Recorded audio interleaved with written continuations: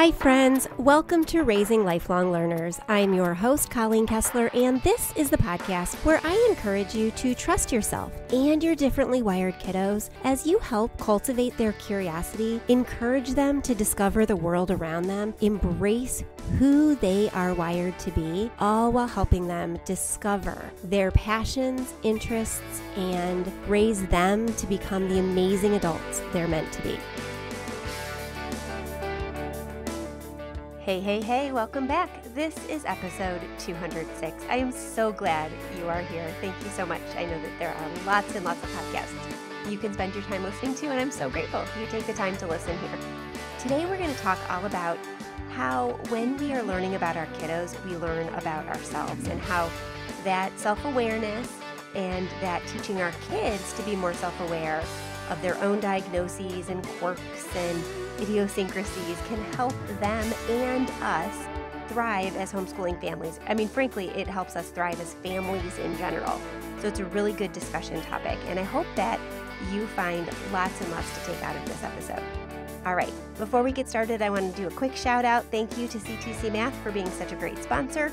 We are about ready to embark on our brand new school year, and CTC is the curriculum choice I am sure of as we're trying to figure out all the other choices for all the other subjects. Math is easy because CTC is the one that we have stuck with consistently for the last few years. So check them out at ctcmath.com. Now pop your earbuds in, go for a walk, take a break, and let's get into today's episode. Okay, so let's talk about discovering self. What do I even mean by this? What am I talking about when I say that we need to focus on self-discovery and discovering ourselves in this? So here's the thing. One of the absolute most important things we can do for our differently wired kids, for our neuroatypical kid, our neurodiverse kids, our quirky kids, our gifted, twice exceptional, anxious, sensory, ADHD, autistic, whatever kids, is help them understand who they are and how their brains are wired. Now, the conversation comes up all the time. Should I label my child? What if? I don't want them to be trapped in these labels for their whole lives. I could do damage. Should I label them? Should I not label them? What should I do? And here's the thing. When it comes to a kiddo who is not typical, who is neuroatypical and different from the kids around them, the majority of the kids around them, the thing is they know they're different in some way, shape, or form. And so if you're not labeling your kids in some way or giving them an identity and helping them understand how their brain works, they're labeling themselves, right? If they're seeing that they're behaving differently than other children their age, or they're thinking about things nobody else their age is thinking about, or they're having conversations and people are looking at them with glazed looks, or changing the conversation, or they're ignoring them or not engaging with them, your kids are going to understand that something's different about them, and they're going to give themselves a label, right? They're going to give themselves the label of, I am stupid, I'm dumb, I'm wrong, there's something wrong about me, nobody likes me. Whatever, they're going to label themselves. Think back to when you were a kid and you felt out of place. I'm sure your internal dialogue was less than complimentary, right? I know mine was. And I know from talking with my own kids that when they feel off or different, they're creating this kind of inner dialogue over what's going on, and it's not very complimentary. They're thinking bad thoughts about themselves. So when we help them see how they perceive the world, when we give them this gift of understanding that their brain is wired in a way that makes this more difficult or this easier for them, they start to view the world through that lens that, maybe this is harder for me. Maybe it's harder for me in a certain situation to control my impulses, and it's really easy for my brother to control his impulses. That just means I need to work a little harder at this part of my life, and he needs to work a little harder at a different part of his life. They will come to see what it is about their brain that makes them unique in who they are and great because of it. A kid who is very focused and single-minded could be very difficult in a classroom or a co-op setting, right? Because they're rigid and they don't want to move on from what they're thinking about. But that same kid could be amazing in a different scenario because their brain is wired in a way that helps them focus fully on something of interest to them. And so they can dive deeply into a topic. These are the kids that are going to change the world because they're going to focus on creating a solution to a problem. And so help your kids see the beauty of how their brain is wired and teach them that, all brains are wired in a different way. And this is why and who they are and why and how their brain is wired so that they can be the most beautiful and amazing versions of themselves possible. Knowledge truly is power. You've heard that saying before. And as our kids discover themselves and how that brain is wired and why they do what they do and think what they think, first of all, you're discovering it too, right? You're discovering who your child is and leaning into who that kid is, right? Like we talked about earlier in the series. But you're also discovering how you and your brain is wired and how you as a parent whose brain is wired in a different way than your child's can parent a child whose brain is wired in this way. And so knowledge is power. Helping a kiddo understand themselves and empower them to feel good about their differences makes them, right? It helps them reframe the way that others view them or the ways that they had viewed themselves, and they can advocate for themselves, right? Instead of, fighting who they are, they could say to somebody in perhaps their co-op, maybe their co-op teacher or another parent, or maybe they're taking a class at a community college or at the local high school, and they can say to their teacher, I'm going to fidget a lot. I fidget in my seat. It helps me to think and helps my brain to focus. May I sit in the back of the room so I don't disturb others if I'm moving around in my seat or, moving my hands or tapping my pencil? Helping kids understand how their brain's going to be working in a given situation allows them to advocate, allows them to embrace their differences and become their own champions, right? It allows them to become self-advocates. Be open and honest with your kids. Okay, so I'm kind of going through a couple different bullet points on this topic of self-discovery, right? So teaching our kids who they are and why they are, right? We want to give them the gift of understanding because knowledge is power. But we want to also be open and honest with them. When your kids ask questions about themselves, answer them. Don't evade. Answer them. Mom, why do I do this? This is so frustrating. Everybody keeps asking me why I do this. And you say, well, your brain's wired in a way that makes it more difficult for you to sit still in a situation. Your brain is go, go, go, go, going, and that transfers to the rest of your body. And so it's easier for your brain to focus if your body's moving a little bit. Yeah, it could be frustrating to somebody whose body doesn't need to move all the time. That's why I usually have you sit in a wiggle seat or have a rubber band on your hand that you can, snap around your wrist a little bit because the movement will help your brain focus better. And so it's just the way that your brain is wired in a kind of a hyperactive, busy way. And so it just is what it is. It's not wrong. It's not bad. It's not good. It's not better or worse. It just is. So make a policy of honesty with your kids. They need to know, right? Because they're going to create their own inner dialogue, like I said before. So encourage your kids to come to you with any question. If they're coming to you with the little questions, they're going to feel comfortable coming to you with the big questions. Celebrate each other's accomplishments. Problem solve struggles together. Don't shy away from the difficult conversations. Dude, we're going to go over to Uncle Joey's house today, and he's got these collectibles, remember? And it's always a challenge for you, Do you remember last time we were there? It was so hard for you not to touch it, and you ended up touching one of them, and thank goodness you didn't break it because Uncle Joey doesn't have kids and wouldn't quite understand, but you know that that's hard for you. So let's make a plan. When we get there, what if I'm talking, to some of our family who's there, or Dad's talking to Uncle Joey and we're distracted, and you get this, powerful feeling that you want to get into those collectibles? What could you do? If we're not there, you could come and tap my shoulder and I'll know you need a distraction. and we could go for a quick walk. Or if you feel yourself going to make a choice that you know isn't a good one, maybe you can excuse yourself or go use the restroom, go wash your hands, go do something. Also, I can pack this bag. In my bag, I'll keep, your book, your sketch pad, and a couple of your own action figures. And if you feel you need something, well, my bag's always in the spare bedroom. Why don't you just go grab it and you can pull out something that will help distract your mind from the idea that you have to go get his collectibles, and you can get something that's more appropriate for you to play with at this time. Don't shy away from this and talk about it openly so your kiddo is willing to let you know that he's thinking about it too, or she's thinking about it too, and you can problem solve together before anything ever happened. This is so empowering for our kids, right? Helping them understand that sometimes they do things just because their brain is wired in a way that makes them do things that they wish they wouldn't. And it's okay.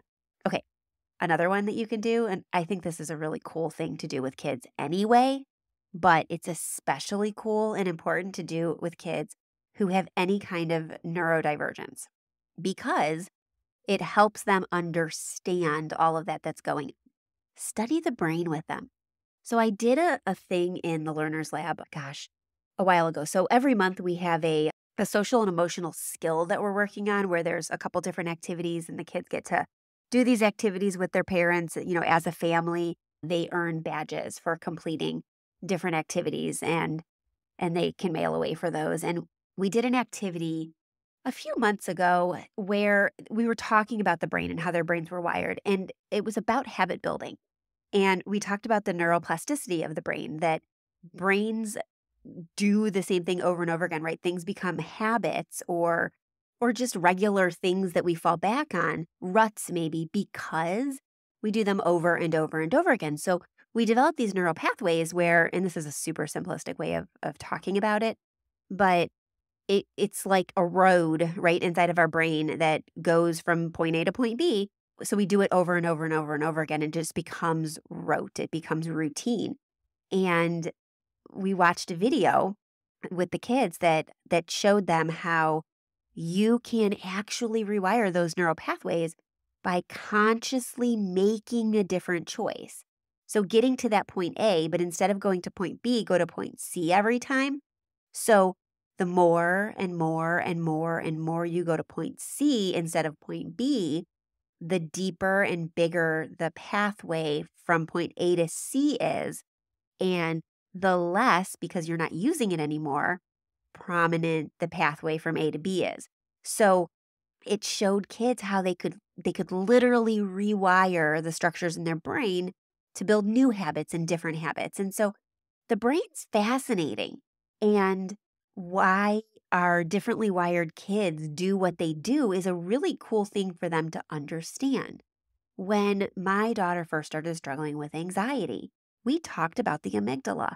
We talked about this little gray gland thing in the base of her skull that was the source of the fight, flight, or freeze response in her brain, and how it felt like it was in danger all the time. So it was always sending out these messages that she had to flee from danger. And so her job was to calm that little amygdala down and try to figure out, am I really in danger, amygdala? Or do you just think I am because my anxiety is spiking up?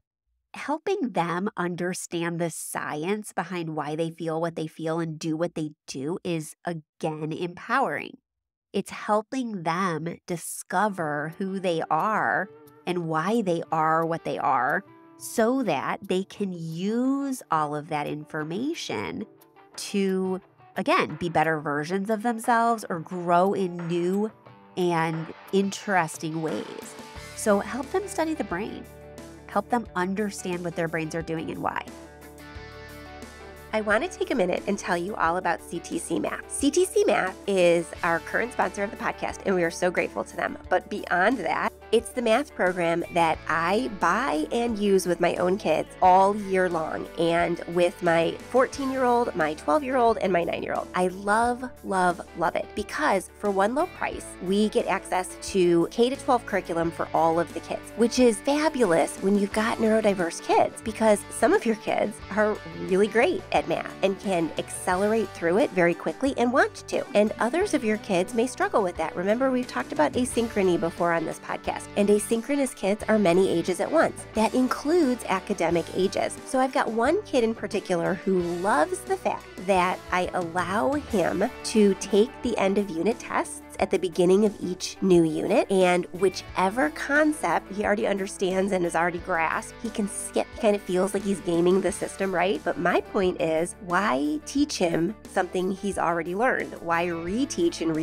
and make him dislike the subject when I can focus on the gaps that he has in his math curriculum, math education, and move him forward? So last year, using this process, he finished a year and a half of math, and I didn't have to buy a new program because when you subscribe to CTC, you get access to all of the levels K-12. And then one of my other kids who struggles a little bit with math was able to take the math in a very sequential way and is going through it basically one grade level at a time. It's perfect for them. Another one of my kids is a little bit behind where they may have been if they were going to a traditional school setting because they've focused on other things. And so that particular child is able to go back a couple grade levels, brush up the skills they've missed, and then come back to the level that they're on when they feel confident in those skills. It offers the most supreme level of flexibility for a family who has asynchronous kids. I highly recommend you check them out if you're looking for a new math program, especially if you're looking for a math program for asynchronous kids, for gifted kids, or for kids in a family full of different abilities, because they have great prices for family subscriptions as well as individual subscriptions. They also have, which I think is absolutely amazing and so generous of them, a money-back guarantee. If you use the program and you aren't satisfied with it at all, then you just call them and they'll give you your money back, no questions asked.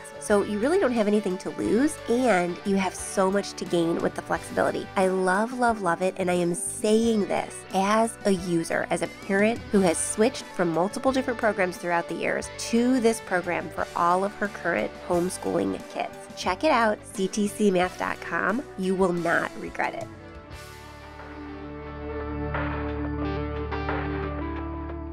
And then finally, as they're discovering themselves, use supportive language with them, right? When you go over to Uncle Joey's, let's go back to that same example, and you take things out of his collectible shelf, your brain is wired in a way that makes you do before you think. And we know that in those situations, we really need to think before we do. And so we need to understand that your brain is wired in a way that makes you do before you think. And in certain situations, in most situations, we need to think before we do. So this is going to be harder for you than it is for your cousins who are also over there, or your sister who is also over there. It doesn't make it less right for you to think before you do. It doesn't make it less important for you to follow the rules and the instructions. It just makes it harder for you to do the right thing. You're still expected to do the right thing. And so by being supportive in the language and helping them help you come up with a plan for solving the problem before it even happens, you're creating an ongoing conversation where you get to be your kiddo's partner. You get to be the person they go to when they're struggling. You get to help them understand what's going on in their brain. And in this process, I don't know about you, but I know I have learned so much about myself, so much about why I did certain things when I was a kid and why I behaved in ways I behaved. Okay, true story. When I was in high school, and now you guys are going to all say this, any of you that come to conventions and see me speak, you're going to tell me this, right? When I was in high school, my nickname was Fizz, Fizz, Fizz, like fizzy pop or fizzy soda, whatever, whether you're in the Midwest and you call it pop or soda, or you're in the South and you call it Coke, whatever. My nickname was Fizz. In fact, little Fizz because I was itty bitty. I was 5 foot. I am not a big person. And so I was either called Fizz or little Fizz. Why? Because I was hyper. And it's so funny, right? Saying that now, because I can be pretty calm and my kids are not. And a couple of my kids are downright crazy at times. And I know where they get it. They get it from me because I was always, always hyper. It made me a great athlete. It made me a fun person to be around.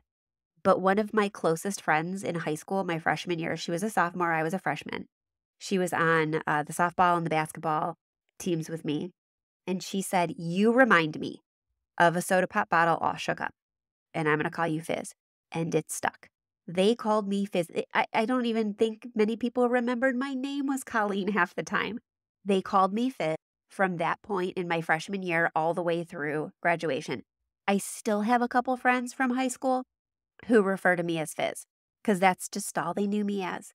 And so learning about my kids and their impulsivity and their hyperactivity and their impulses and their anxieties, because I was an anxious bundle of nerves half the time. In fact, I think a lot of my bubbliness and and impulsivity and hyperactivity was a mask for the extreme anxiety I felt often. And so I've discovered all of this about myself as I've been learning about my kids and how to help my kids. And I bet a lot of you have felt that way too. So this whole self-discovery process is two-part, right? We're giving our children the gift of understanding, but we're also giving ourselves the gift of understanding who we were as kids and who we are now as adults and how we can use that knowledge to help our children. The idea that knowledge is power is amazingly empowering for our kids, but it's empowering for us too. We know that we could survive anything and we can help our kids hone this and harness this characteristic, whatever it is that they have, to be the best versions of themselves. By being open and honest with our kids, we learn to be open and honest with ourselves. Nobody in our family is wrong or broken or bad or whatever. They just are. They're who they're wired to be and meant to be. And there's something cool behind that. And so we get to be there with them discovering this. Studying the brain, as we're encouraging our kids to do that, is cool for us too. I never really broke down the whole idea behind the amygdala and the fight, flight, freeze response and why anxiety was doing what it was doing in my brain until I broke it down for my daughter. That's an amazing thing to know now and have in my arsenal, right? And then the idea of choosing supportive language.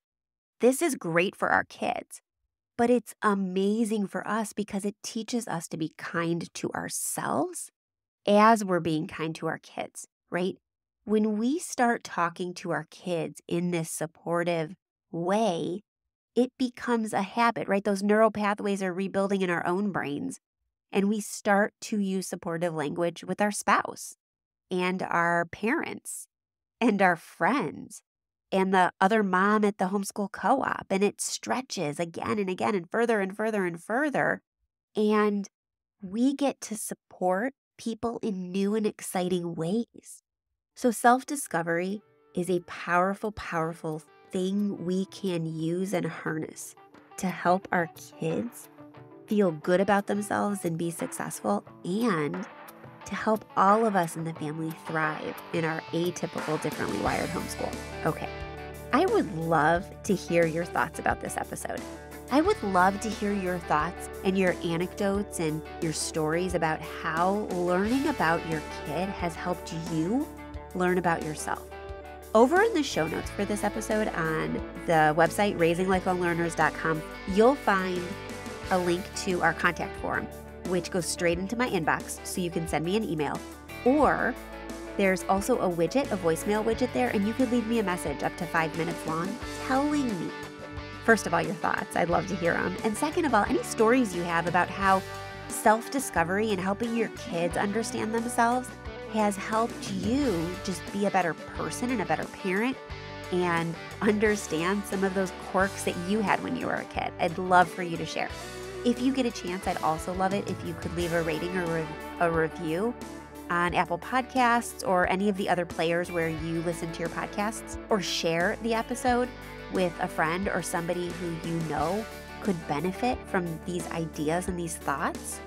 You can find resources and links to all sorts of books and topics and articles that relate to the idea of discovering yourself and helping your kids discover who they are. Again, at that show notes page, raisinglifelonglearners.com. And you can find a link to check out our sponsor, CTC Math, over on the show notes too. I wanted to take a quick second. I got a message from a listener who had been hearing about CTC Math, our sponsor for this season. And she said, I started using CTC with my youngest, who's now 9. It is great. CTC is working so well for us because he thinks he's getting away with something because he's getting screen time, and all of our work previous had been book work. So he thinks he's getting something new and fresh, and he's pulling one over on me. But it works really well for him because it's short videos and he gets immediate feedback on answers. So he gets that instant gratification of knowing what he's successful with and what he needs to work on. And so I just wanted to share that with you because I love that she reached out to me and shared how her kid was doing with it. We love it too. We use it. I have purchased it for myself and my kids over the last couple years, and it's just a great, great program. But you can check them out over on the show notes too. Tell them we sent you if you check them out. All right. We'll be back next week with another topic, something else you can do to help you and your atypical family thrive in your homeschooling. Let me know if you've got some ideas for guests or other topics for me to tackle, and I will be back same time, same place next week. Hope you have a great week. Enjoy your kiddos. I will talk to you soon. Bye for now.